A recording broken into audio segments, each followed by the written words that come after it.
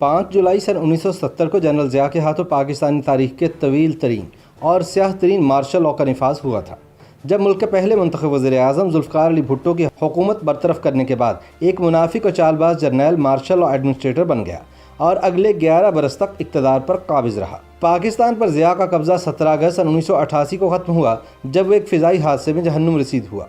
Independent Urdu में शाया होने वाली सूबेदार रिटायर्ड और उसूल बख्श नसीम मरहूम की याददाश्तों पर मुश्तमिल एक गैर मतबूआ सवाने हयात पर्दे में रहने दो ने सन 1977 के मार्शल लॉ से पहले और बाद के हालात तफसील में बयान किए हैं। इस खुदनविश के मुताबिक 7 मार्च सन 1977 को और 10 मार्च 1977 को चारों सूबाई असम्बलियों के होने वाले आम इंतखाबात सकूत ढाका के बाद पाकिस्तान के पहले आम इंतखाबात थे। अगरचे पीपल्स पार्टी का दौर हुकूमत 14 अगस्त सन 1978 को ख़त्म होना था, लेकिन उसके चेयरमैन और तब के वज़ीर-ए-आज़म ज़ुल्फ़िकार अली भुट्टो ने कमोबेश 1 बरस 7 माह कबल ही कौमी असम्बली और चारों सूबाई असम्बलियाँ तहरीर कर दी और जनवरी 1970 के आगाज़ में ही उन्होंने ऐलान कर दिया कि 7 मार्च सन 1977 को कौमी असम्बली और 10 मार्च 1970 को चारों सूबाई असम्बलियों के इंतखाबात होंगे। उस वक्त आईने पाकिस्तान में निगरान सेटअप के बारे में कोई शिक मौजूद ना थी, चुनाचे ज़ुल्फ़िकार अली भुट्टो ने निगरान वज़ारत उज़्मा का मनसब अपने पास ही रखा।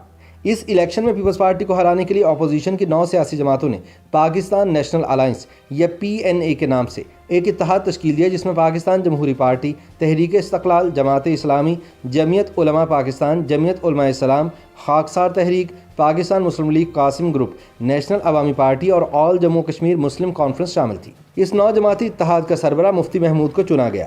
इस इलेक्शन में पीपल्स पार्टी का इंतखाबी निशान तलवार, जबकि पाकिस्तान नेशनल अलायंस का इंतखाबी निशान हल था। 7 मार्च सन 1970 के इलेक्शन से पहले ही 200 नशिस्तों में से 19 पर पीपल्स पार्टी बिला मुकाबला कामयाब करार पा चुकी थी। इन बिला मुकाबला कामयाब होने वालों में ज़ुल्फ़िकार अली भुट्टो भी शामिल थे, जो लाड़काना के नशिस्त से कामयाब हुए थे। कौमी असम्बली की बकाया 181 नशिस्तों पर होने वाले इंतखाबात के नताइज का ऐलान हुआ तो हिज़्ब इख्तिलाफ का 9 जमाती इत्तेहाद महज 36 नशिस्तों पर कामयाबी हासिल कर पाया, जबकि भुट्टो की पीपल्स पार्टी ने 155 नशिस्तों पर कामयाबी हासिल की। 1 नशिस्त मुस्लिम लीग कयूम ग्रुप और 8 नशिस्तें आज़ाद उम्मीदवारों के हिस्से में आईं।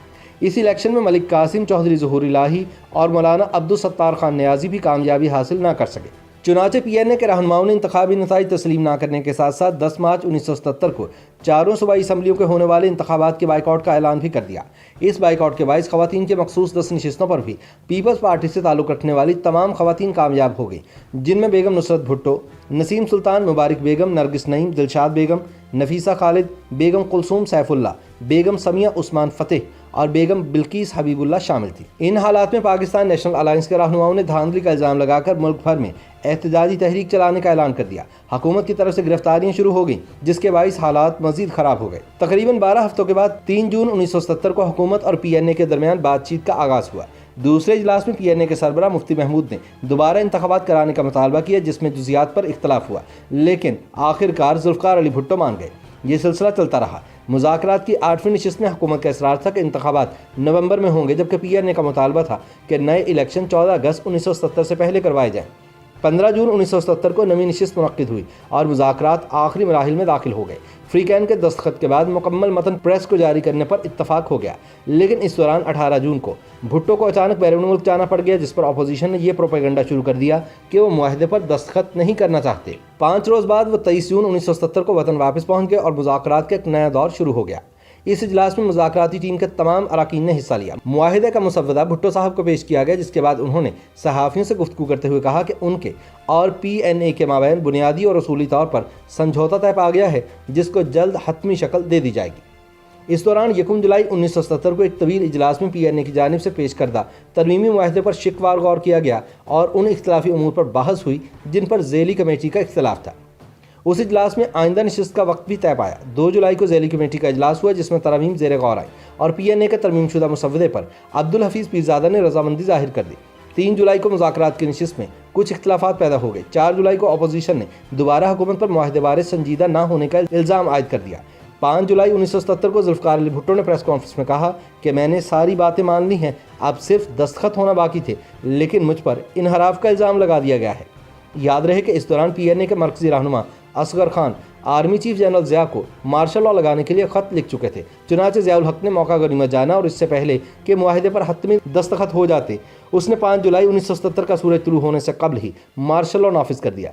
फ़ौज की इस कार्रवाई को ऑपरेशन फेयर प्ले का नाम दिया गया حالانکہ اس آپریشن میں کچھ بھی فیئر نہیں تھا۔ 5 جولائی 1977 کی صبح 6:04 پر مسلح افواج کے ترجمان کی جانب سے اعلان کیا گیا کہ فوج نے ملک کا نظم و نسق سنبھال لیا ہے اور تمام سیاسی رہنما عارضی طور پر مارشل لا حکومت کی حفاظت میں چلے گئے ہیں۔ اس دوران 5 جولائی سن 1970 کے مارشل لا کے نفاذ سے متعلق ایک غیر معمولی گزٹ شائع ہوا، جس میں اعلان کیا گیا کہ chief of army staff general Zia الحق نے پورے ملک میں مارشل لا نافذ کر کے چیف مارشل لا ایڈمنسٹریٹر کا عہدہ سنبھال لیا ہے اور حکم دیا ہے کہ اسلامی جمہوریہ پاکستان کا دستور معطل رہے گا۔ قومی اسمبلی، سینٹ اور صوبائی اسمبلیاں توڑ دی گئی ہیں۔